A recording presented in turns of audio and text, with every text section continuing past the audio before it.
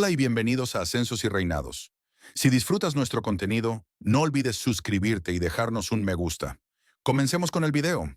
La historia de hoy comienza el 4 de marzo de 1918 en Camp Funston, una base de entrenamiento del ejército estadounidense ubicada al suroeste de Manhattan, Kansas. Ese día, un cocinero del campamento llamado Albert Gitchell enfermó con una extraña dolencia. Durante la semana siguiente, más de 500 hombres en Camp Funston fueron diagnosticados con la misma enfermedad. Para el 11 de marzo en Nueva York, a más de 2.000 kilómetros de distancia, ya aparecían casos con síntomas similares a los de los soldados y el personal del campamento. Curiosamente, hoy conocemos esta enfermedad, detectada por primera vez en Camp Funston, como la gripe española, un virus que provocó la pandemia de influenza más letal del siglo XX y que posiblemente acabó con hasta el 5% de la población mundial. Hoy en Ascensos y Reinados contamos la historia de la gripe española. Hay una clara contradicción entre el lugar donde aparecieron los primeros casos y el nombre que recibió esta enfermedad. ¿Por qué una enfermedad que apareció en el centro de Estados Unidos se conoce como gripe española? La respuesta está en el contexto de la Primera Guerra Mundial, que desde 1914 devastaba Europa y para 1918 ya involucraba a casi todas las grandes potencias. La mayoría de los países, incluido Estados Unidos, había impuesto una estricta censura a la prensa por su participación en la guerra. Esto impedía que los medios informaran abiertamente sobre brotes como los de Kansas y Nueva York a inicios de 1918. España fue una excepción. Fue de los pocos países europeos que se mantuvo neutral durante la Primera Guerra Mundial, por lo que su prensa no estaba sometida a la fuerte censura que afectaba a Londres, París o Berlín en 1918.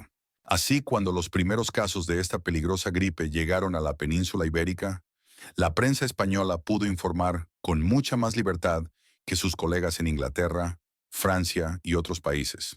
La cobertura mediática aumentó especialmente cuando el rey Alfonso XIII enfermó gravemente en 1918. Aunque logró recuperarse, la enfermedad quedó para siempre asociada a España y se conoció como gripe española. El verdadero origen científico de esta enfermedad sigue siendo incierto. La llamada gripe española fue provocada por un virus de influenza H1N1, una variante del virus de la gripe tipo A, conocido también por causar la pandemia de gripe porcina en 2009. No existe una respuesta definitiva sobre su lugar de origen. Sin embargo, casi todos los estudios serios coinciden en que no surgió en España, como se pensaba entonces, ni en Kansas, donde se registraron los primeros casos. La mayoría de los expertos cree que surgió en algún punto del frente occidental, en el noreste de Francia, posiblemente ya en el otoño o invierno de 1916. Las condiciones en esos campos de batalla eran perfectas para la propagación de enfermedades. Había una gran cantidad de animales, como cerdos, que convivían muy cerca de los soldados. Es probable que el virus saltara de animales a humanos en medio de ese ambiente hacinado e insalubre. Aunque quizás nunca sepamos con exactitud cómo comenzó la epidemia, sí tenemos datos claros sobre el desarrollo de la pandemia que desencadenó. Se registraron 4 olas.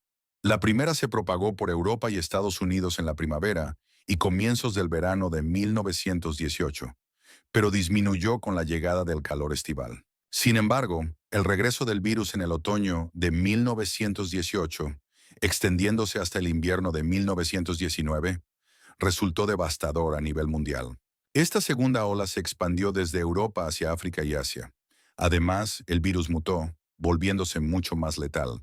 La propagación fue aún mayor cuando, al finalizar la Primera Guerra Mundial, los soldados regresaron del frente occidental a sus hogares en todo el mundo, llevando consigo la enfermedad. Se estima que solo en la India esta segunda ola pudo haber causado más de 20 millones de muertes, ya que los soldados indios enviados a Francia regresaron a su país llevando el virus. Una tercera ola, mucho menos letal, llegó en la primavera de 1919.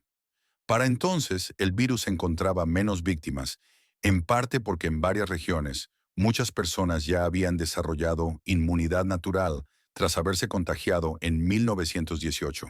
Una cuarta ola residual apareció en la primavera de 1920, pero para entonces ya se estaba formando una inmunidad colectiva. Por ello, no se desarrolló ninguna vacuna ni método específico para detener la pandemia. Simplemente barrió a la sociedad y se integró en las cepas de influenza que siguen circulando entre los humanos. Los síntomas de la gripe española eran parecidos a los de una gripe común: fiebre, dolor de garganta y dolor de cabeza. Sin embargo, también aparecían señales mucho más graves, similares a la neumonía bacteriana, como hemorragias, mareos, delirios, sangrados nasales y graves problemas respiratorios. En muchos casos, los pulmones se llenaban de líquido, lo que llevaba a la muerte por asfixia interna. Este fue uno de los síntomas más mortales de la enfermedad. El número de reproducción del virus, un concepto muy conocido hoy en día gracias a la pandemia de COVID-19, estaba entre 2 y 3. Esto significa que, en el pico de la pandemia, cada persona infectada contagiaba en promedio a 2 o 3 más.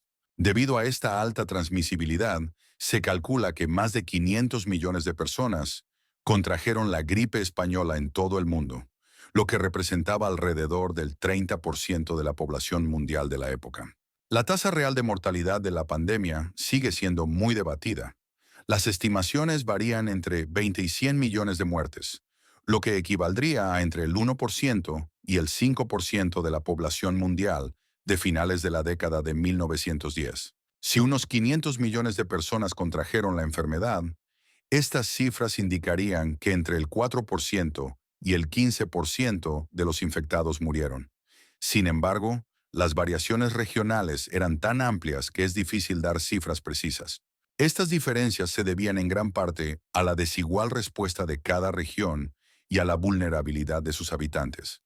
Por ejemplo, en Estados Unidos se cree que hasta 30 millones de personas contrajeron la gripe, pero las muertes rondaron entre 500,000 y 800,000, lo que refleja una tasa de mortalidad máxima del 2,5%. En cambio, en países con dietas deficientes o niveles de vida más bajos, la pandemia fue devastadora. En Finlandia murió el 9% de los infectados y en Tahití falleció el 13% de toda la población en apenas 4 semanas. A diferencia de lo que podría parecer lógico hoy, la gripe española afectó sobre todo a jóvenes adultos sanos. Aproximadamente la mitad de las muertes se produjo en personas de entre 20 y 30 años, mientras que las muertes en mayores de 60 fueron mínimas, llegando solo al 2% o 3% en algunas zonas. La explicación más probable es que quienes tenían más de 50 años poseían cierta inmunidad gracias a haber estado expuestos a una enfermedad similar décadas antes, la llamada gripe rusa o gripe asiática, que se propagó entre 1889 y 1895 y causó cerca de 1 millón de muertes. A comienzos del siglo XXI conocemos estrategias para contener pandemias, pero en aquel entonces era imposible desarrollar rápidamente una vacuna contra la gripe española. Por eso las medidas sanitarias se parecieron mucho a las aplicadas durante la pandemia de COVID-19 en 2020 y 2021. Se estableció el distanciamiento social, se cancelaron reuniones masivas y se cerraron escuelas, iglesias y otros lugares públicos. En muchas regiones, la actividad económica se redujo drásticamente durante 1918 y 1919. Otras medidas aplicadas durante la pandemia también recuerdan a las del siglo XXI, tanto en su lógica como en la oposición que generaron. Por ejemplo, el uso de mascarillas fue promovido como una forma de frenar el contagio, pero recibió una resistencia similar a la que vemos hoy. En Estados Unidos hubo grupos que rechazaron la idea de llevar mascarilla, mientras que en Asia la práctica fue mucho más aceptada, al igual que ocurre en tiempos recientes. Entonces, más allá del impacto demográfico, ¿cuál fue el efecto real de la gripe española en la sociedad global? Es difícil determinarlo, en parte porque los estudios sobre el impacto económico son escasos. También es complicado separar el impacto económico de la pandemia del causado por la Primera Guerra Mundial. Por ejemplo, el desempleo no aumentó drásticamente en la década de 1920, algo que podría haberse esperado tras el colapso del consumo y las medidas de distanciamiento social.